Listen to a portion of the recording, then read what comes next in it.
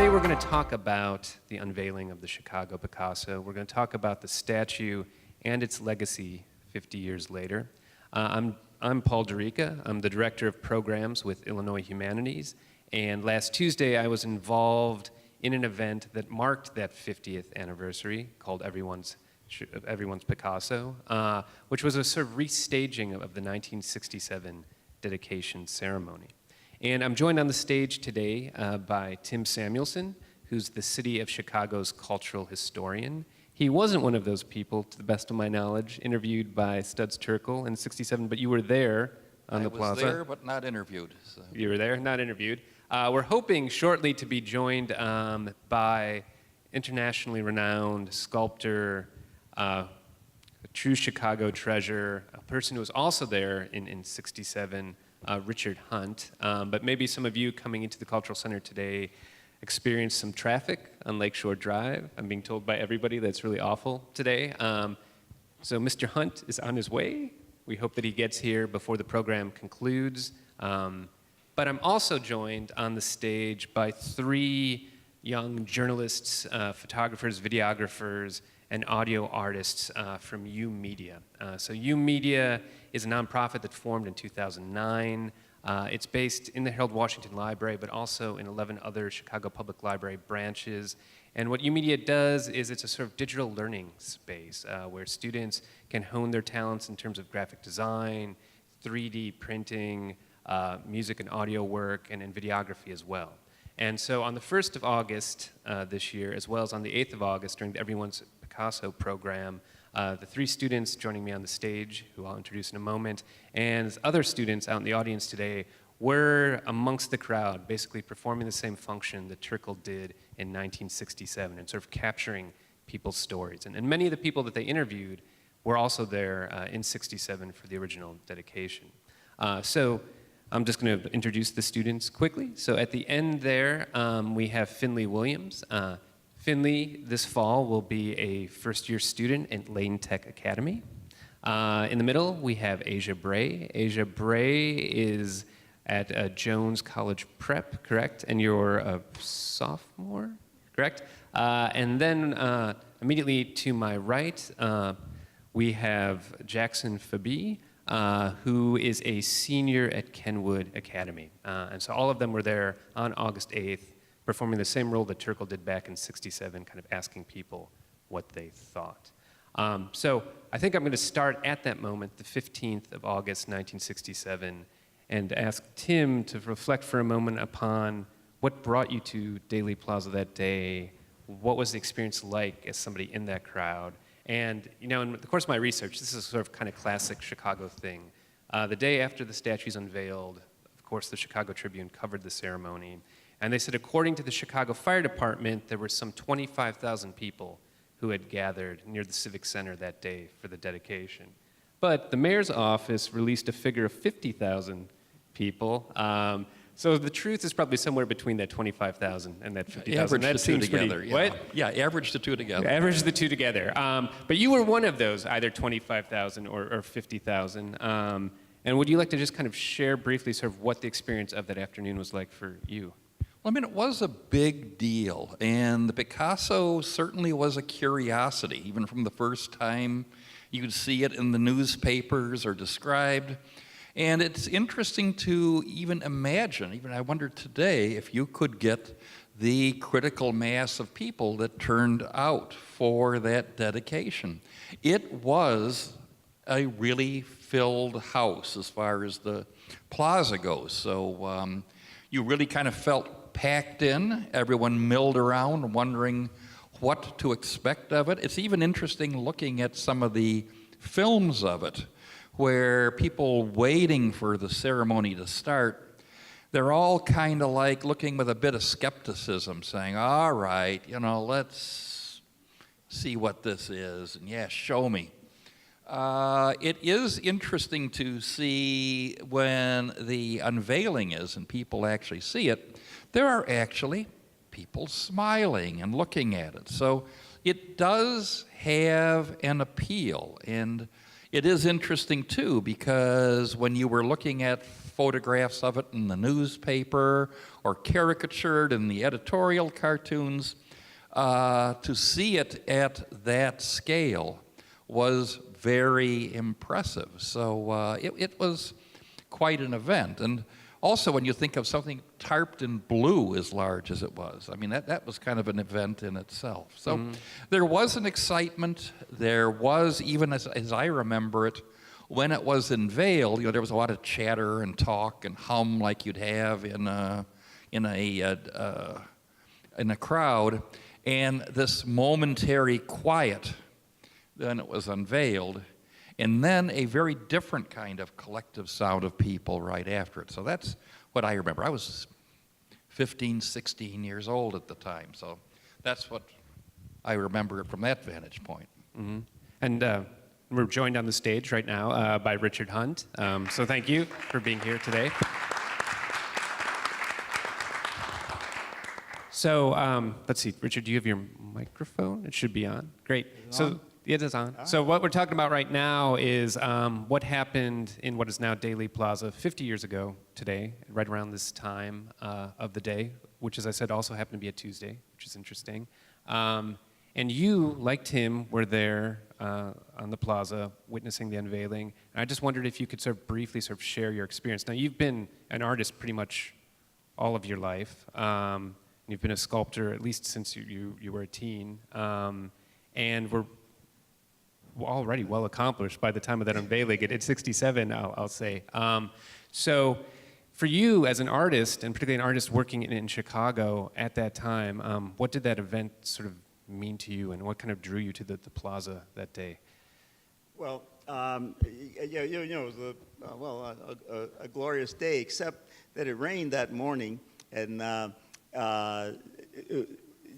just start with it because it's kind of fun. I mean, like, funny, really, that you had this 50-foot thing with this drape over it, and so it had gotten rained on in the morning, and so it was like a wet T-shirt contest, getting something that I'm sure, given all the engineers and everybody who sort of figured things like that, the mayor was supposed to just be able to do something and then it would fall away, except that it didn't. But on the other hand, there was a cheer that went up, as it did come off. But yeah, so it was, it was a wonderful day. I mean, had the Chicago Symphony out there, and dignitaries from all over, and of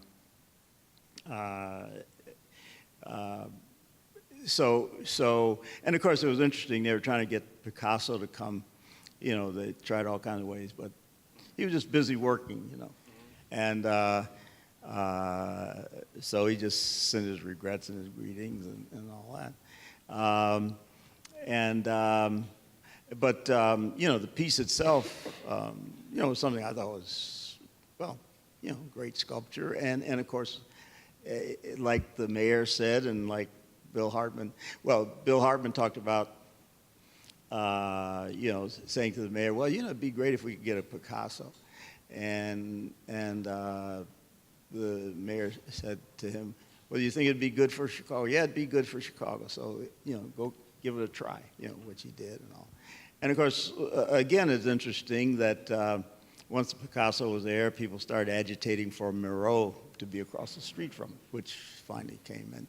And of course, then subsequently along Dearborn, then, General Service Administration Commission called her to do the Flamingo a couple blocks down, and then the First National Bank, which it was at the time, commissioned the Chagall.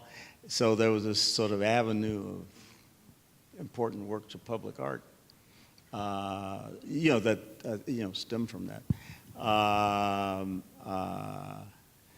Yeah, for me, it was a great day. Just the day itself and then the aftermath. But I'd known, Bill Hartman and some of the others, and, we talked about it as it was all happening. And he'd go over and take souvenirs to Picasso, Cubs and Sox caps and all, various Chicago memorabilia. come back and talk about hanging out with him. So anyway, and then as far as being a sculptor and all,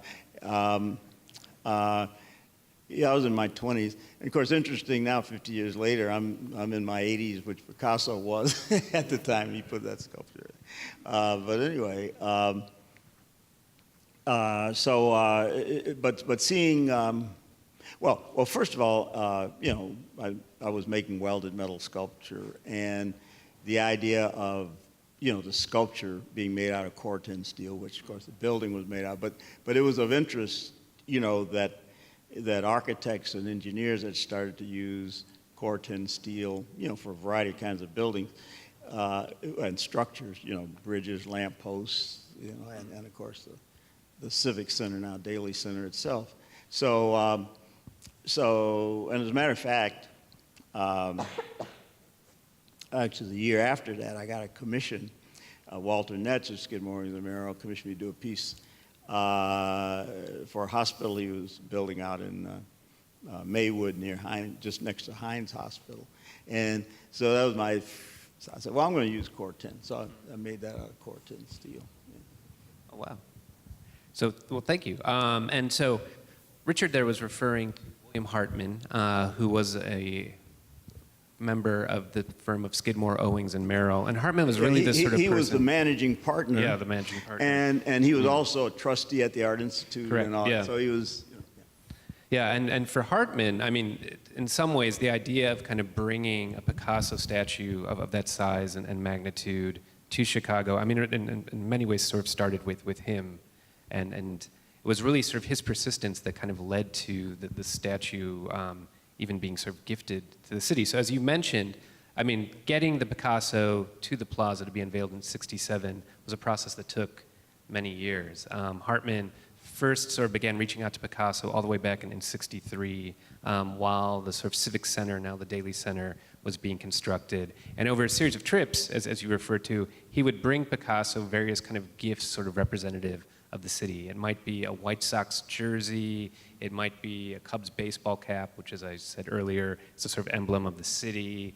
One time, inexplicably, he brought a sort of Sioux headdress, which there's a photo of Picasso wearing. I don't know. And other sort of artifacts sort of attached to the city, and was gradually sort of able to kind of form this relationship to sort of convince the artist to kind of make this sort of gift to the city. But then when it came to actually sort of transforming Picasso's vision, which was originally captured in a maquette that was only about like 42 inches tall, into the massive sculpture that's there today, that really required sort of people from the area, not just individuals associated with Skidmore, Owing, and Merrill, but also steel workers at the United States Steel Corporation in Gary, Indiana, who actually cast and welded together the pieces and then ultimately kind of erected them on what is now Daly Plaza. And so I'm kind of curious about some of the experiences of those Chicagoans. And so you guys, on both the 1st of August and the 8th of August, were out there kind of capturing people's experiences. And how many people did you come across who had actually been there 50 years prior? And what was their sort of attachment to the Picasso?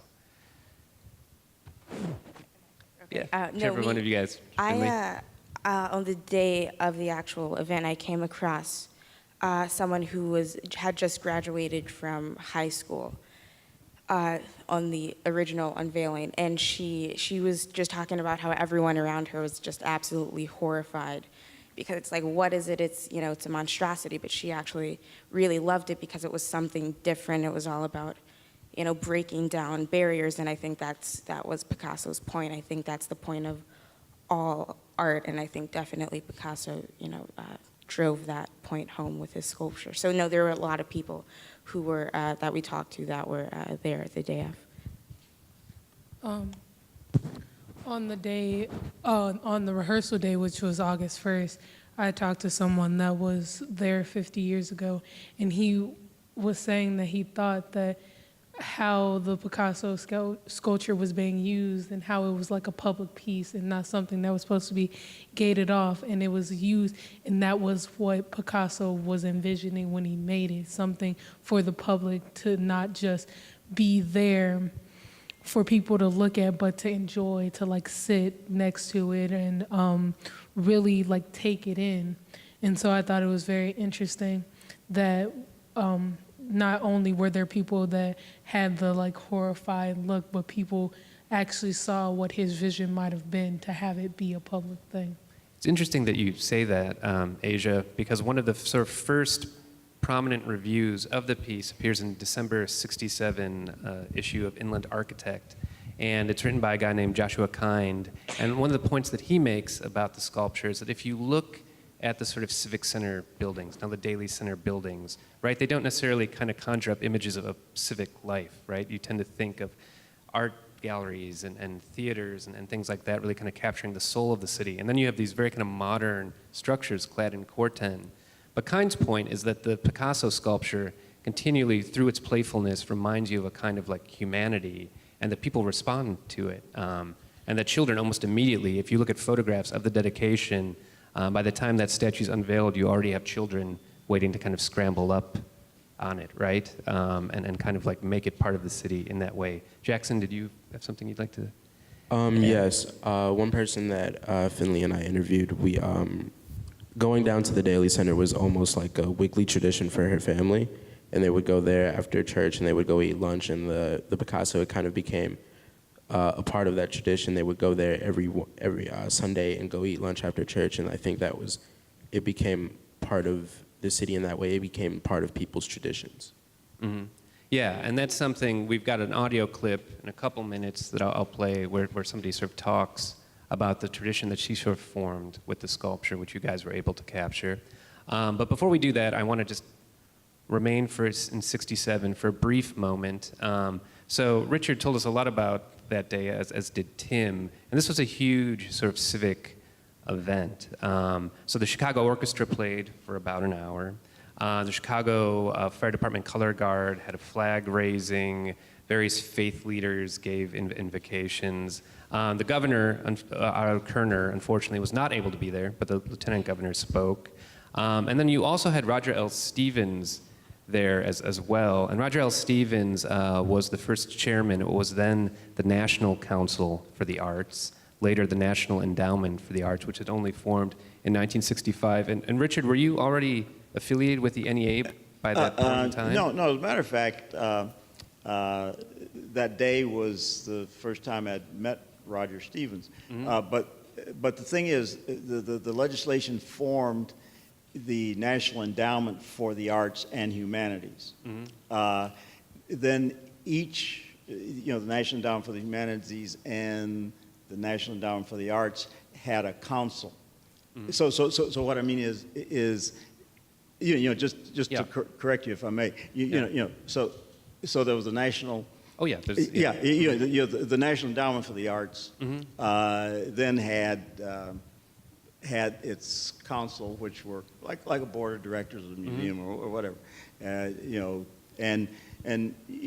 arts patrons, various sorts of artists, and all the performing and visual and arts, and so of course Roger Stevens was invited to speak, and of course public art was something that the endowment and the council was interested in, and it was a good opportunity. And one of the things he said, of course, he was happy to speak there, but he was glad the city was able to do it without trying to get a grant from the National Endowment for the Arts, and then went on to give a very good speech. And of course, another thing was, and I'm glad that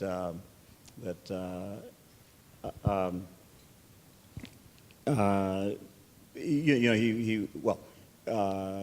was able to speak about that, and encourage this whole public art thing, and then there was an opportunity actually for me to meet him, and after the thing he said, well, what are you doing? Well, I'm not busy. So anyway, he wanted to come by my studio, and we got to talk about things, and he was a big real estate guy. As a matter of fact, he was at that time the owner of the Empire State Building. Oh, wow. And then very much an angel of the theater and, like in New York City Opera. But anyway, and then the first head of the visual arts was Henry Gelsaler, who was at that time curator of modern art at the Metropolitan. But anyway, I guess they got to talking after he came back, and then I got an invitation from, well, the invitation comes from the president's office, President Johnson, to be a member. As a matter of fact, the membership rotates a third every 2 years. The terms are for 6 years. So anyway, I was part of the second group, and I was there from 1968 to 74 as a member of the council. Oh, wow. And that, sort of signals too that the sort of importance of this event, right? And that it drew the attention of the then still very young kind of NEA, but also a message from President Johnson as well. But probably one of the things that people remember most about that afternoon is the one other artist who sort of contributed, and the only artist who really kind of contributed to the proceedings of the ceremony. It was mostly just sort of politicians and civic figures talking, and that's the poet Gwendolyn Brooks. So this year, 2017, marks the centennial of the birth of Gwendolyn Brooks. After Carl Sandburg, she was the second poet laureate of Illinois, Pulitzer Prize winner. And so she was commissioned to write a poem specifically for the dedication. And in many ways, it seems like that poem kind of captured what many people were feeling out in the plaza. And so thanks to Studs Terkel, we have audio of Miss Brooks reading that poem, and we're going to listen to that now. Thing the other night was one of the most beautiful things It's Gwendolyn Brooks offering her poem. Voyages, and it is easier to stay at home than night beer ready. In common rooms, we belch or sniff or scratch our raw, but we must cook ourselves and style ourselves for art, who is a requiring courtesan. We swerve. We do not hug the Mona Lisa. We may touch or tolerate an astounding fountain or a horse and rider, at most another liar. Observe the tall cold of a flower, which is as innocent and as guilty, as meaningful and as meaningless as any other flower in the western field.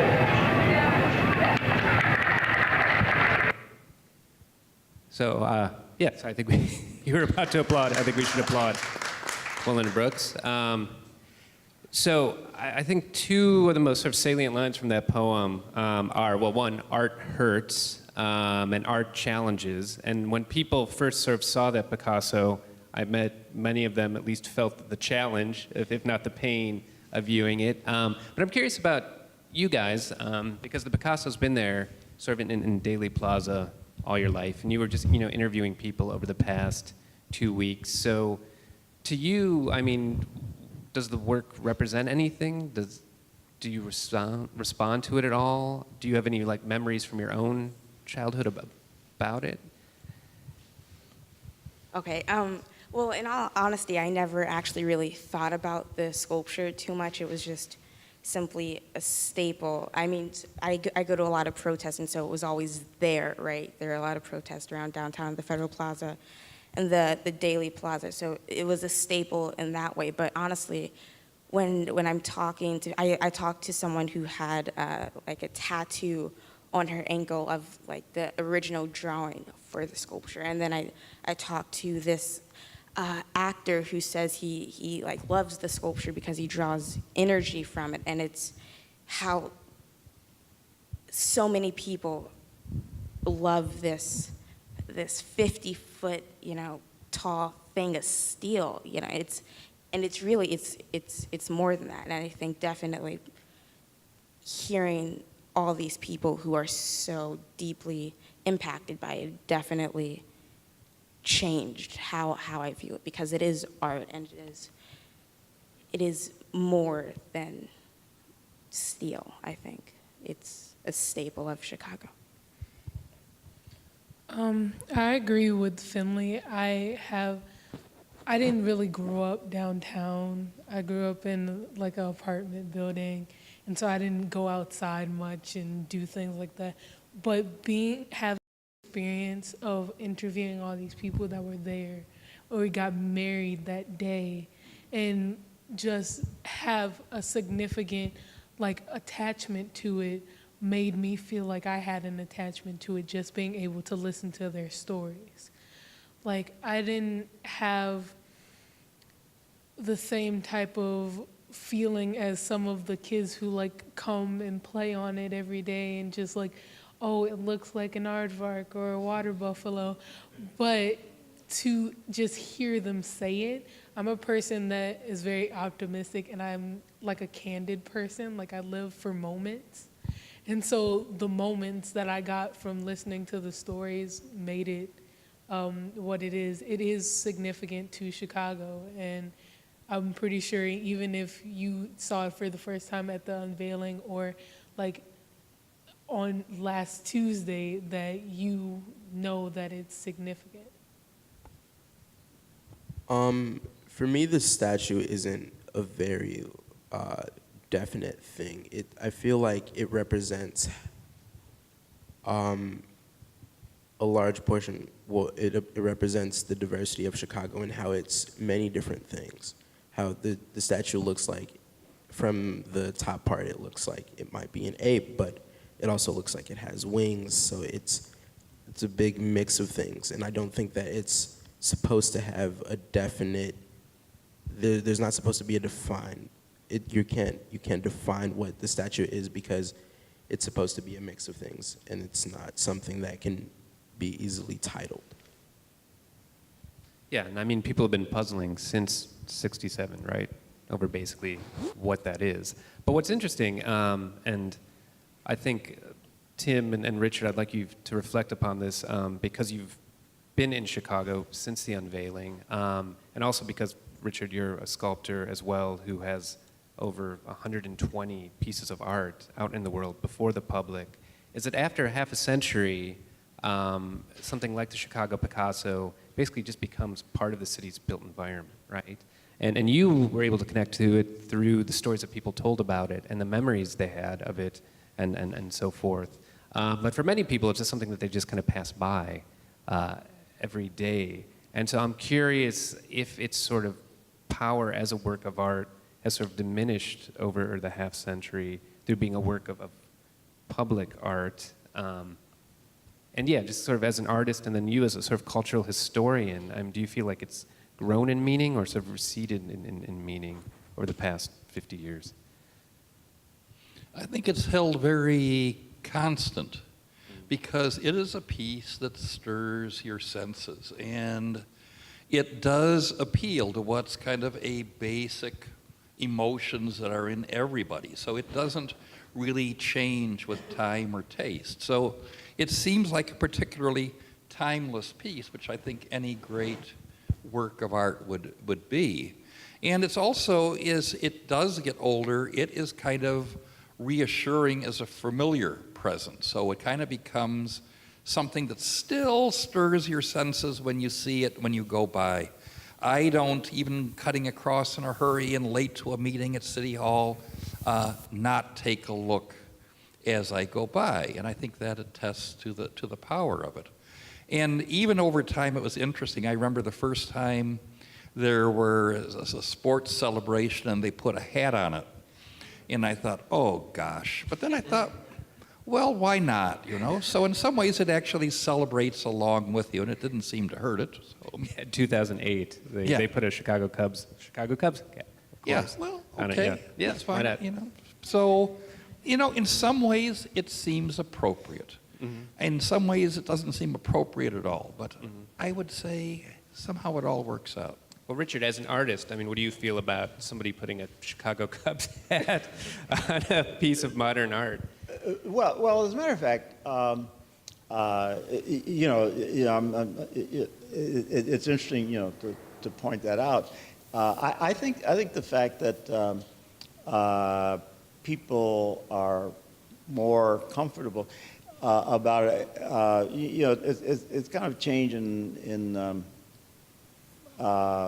the way we react. Well, I mean, just for a lot of reasons. I mean, these days, sculptures, not only the Picasso, but they, put the hats on the lions in front of the Art Institute. They put wreaths. They even have a ceremony putting the wreaths around the lions in front of the Art Institute every Christmas time.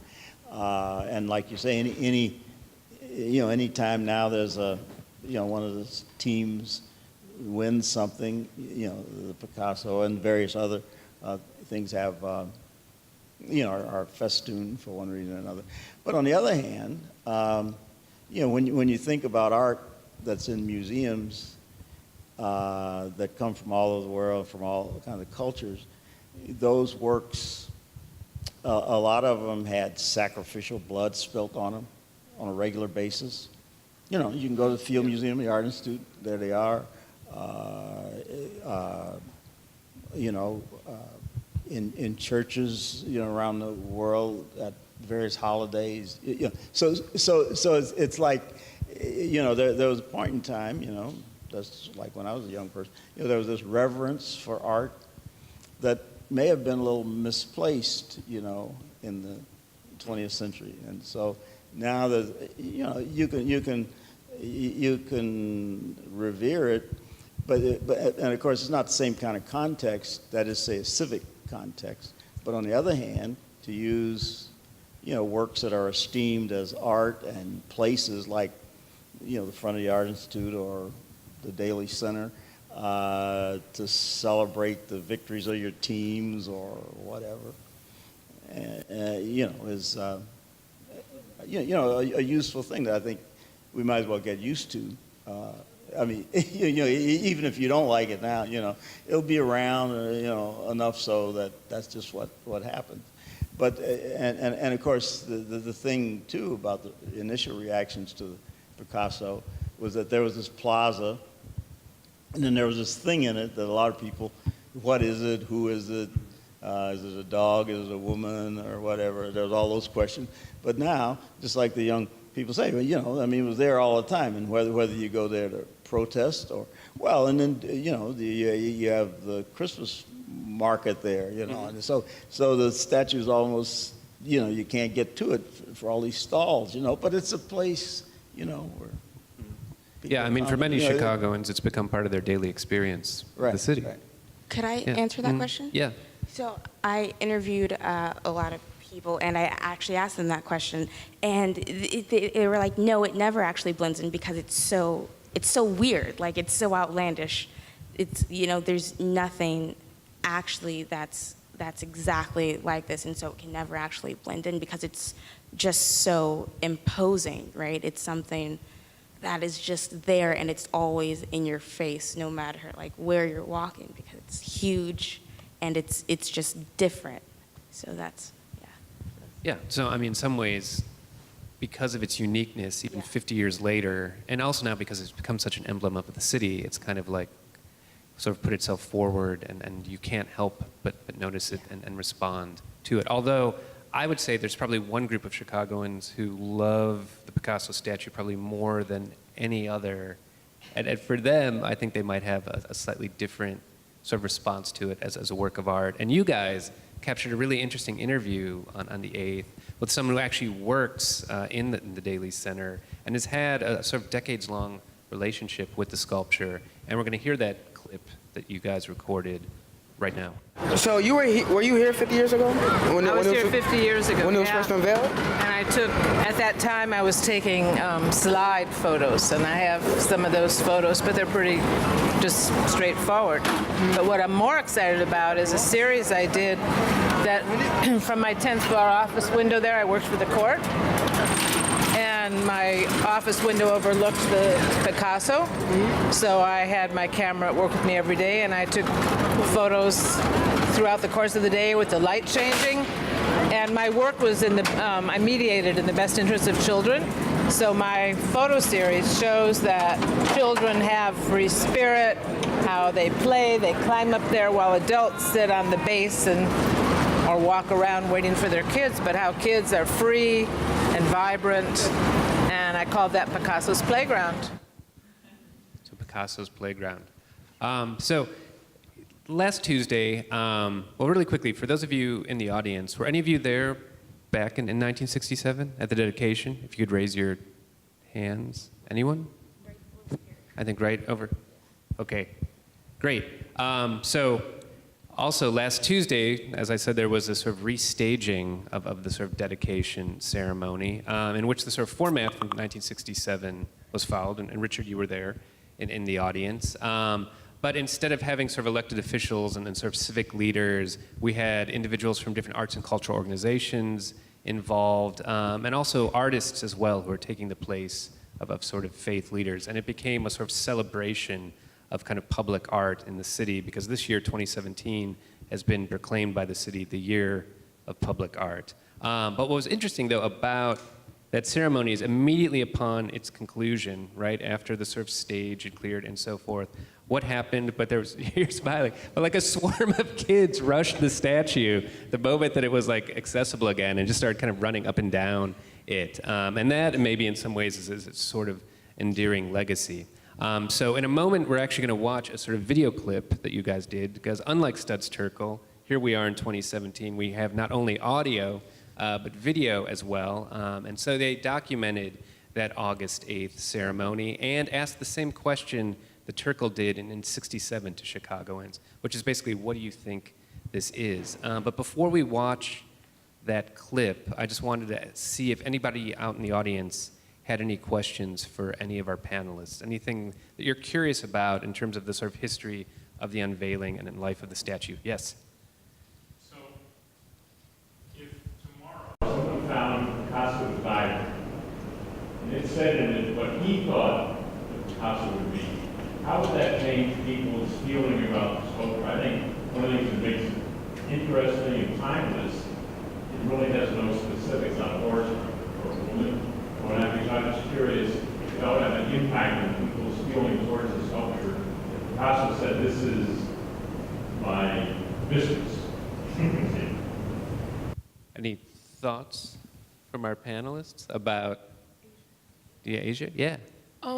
That's a really interesting concept, and I actually interviewed a woman that said that you see, even if he put it out there, I think people would still see what they want to see, because she says you see what you like. And another thing is, one of the other people I'm working with who's sitting in the audience right now, Genesis, she said that you can't, it's not supposed to be defined as one thing, it's what you want it to be. It's like saying, what is the Mona Lisa supposed to be, even though, you know, it may look like Mona Lisa, it's what you see. So just because he gave it to define like thought or object to be made after doesn't mean you have to see it that way. Well, there's no real right way or wrong way to look at it. And a good work of art will leave room for an artist putting something out there and leaving room for the individual spectator's sense and emotions to fill in the rest. So it can become anything. Now, it is interesting that really if you delve into the history of the Picasso, we actually know what it is and what its intent. And it's out there, and I think it's kind of known. But nobody likes to even think about it or talk about it. Would you want it to enlighten those of us in the audience? I'm not going to spoil You're the not going to surprise. spoil this. Why don't I tell you the end of what's going to be at Game of Thrones or something? I don't know that. You don't know. That's a very timely reference there, Tim. Other questions? Yes. I think I have my own opinion. Sure. And I have researched it, but does it really matter who or what it is? I think as we celebrate the 50th anniversary or her birthday, it's what it means to Chicago that we were the first to have this big monumental piece of art. And why not just enjoy it? Picasso wanted people to reflect upon it. Doesn't matter who or what it is.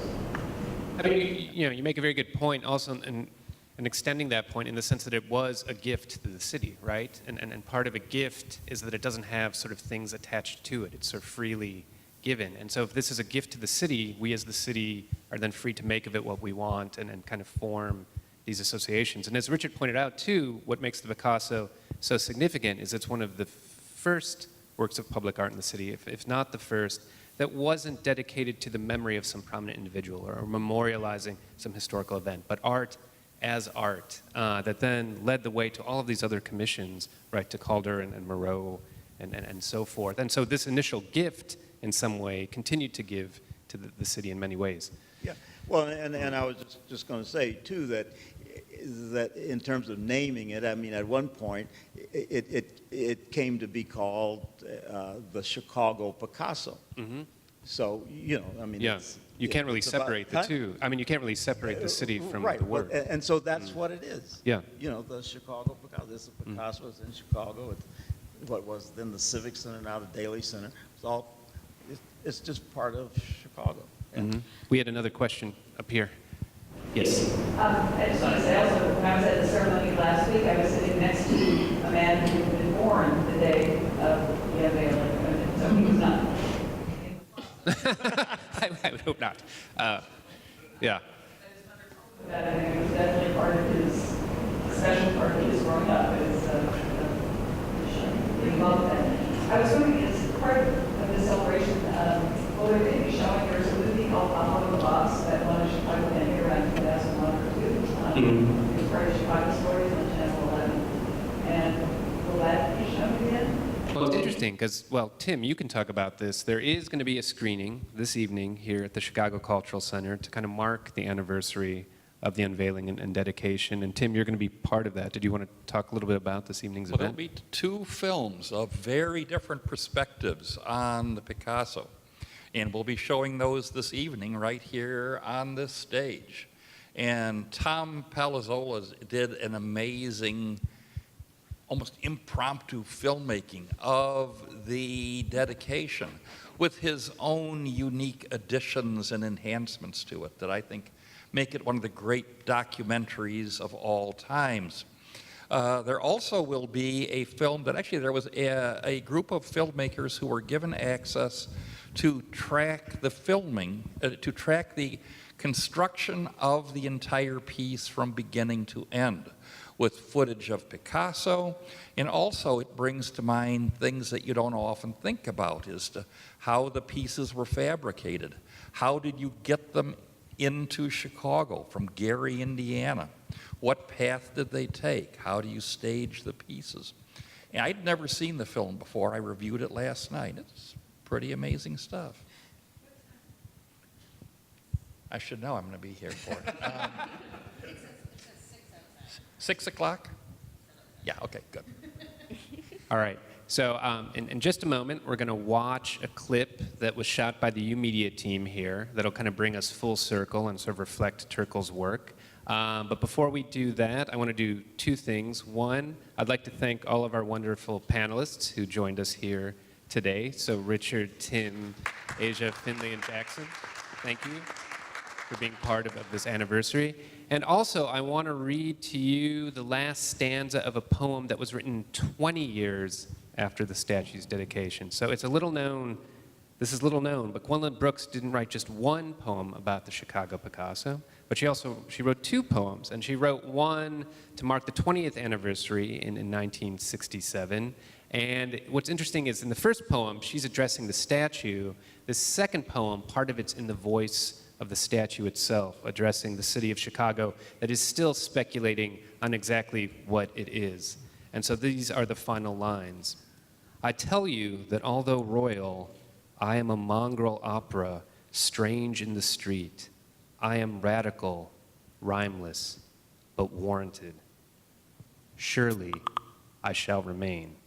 And with luck, maybe some of us will still be here 50 years from now to read this poem once again and celebrate this wonderful work of art. But now I'd like to conclude with a clip from the August 8th ceremony shot by our U Media students here.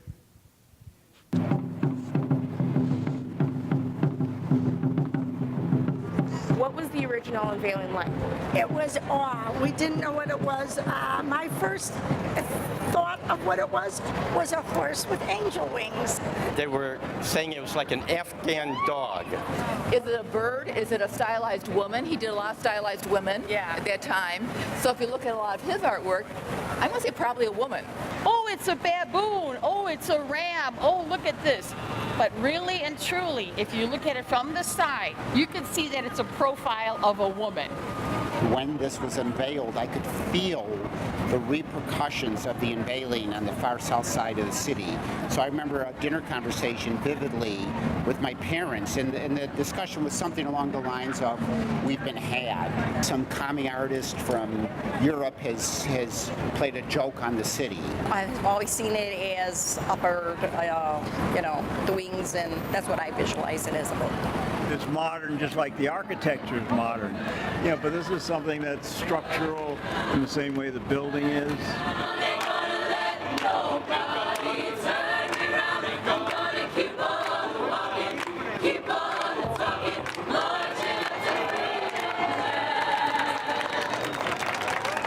When they unveiled it, people went like this, and then they all looked at Mayor Daley, and he started to clap. So we all knew, so everybody started to clap. I think a lot of people recognize it with, I don't know, maybe our government and just the presence across or right by City Hall and just the powers that be. On this day, be grateful for the echoes of accents, laughter, and song dancing among the wings of the Picasso. I see a gift to Chicago, a big gift, a very big gift. Thank you all for coming.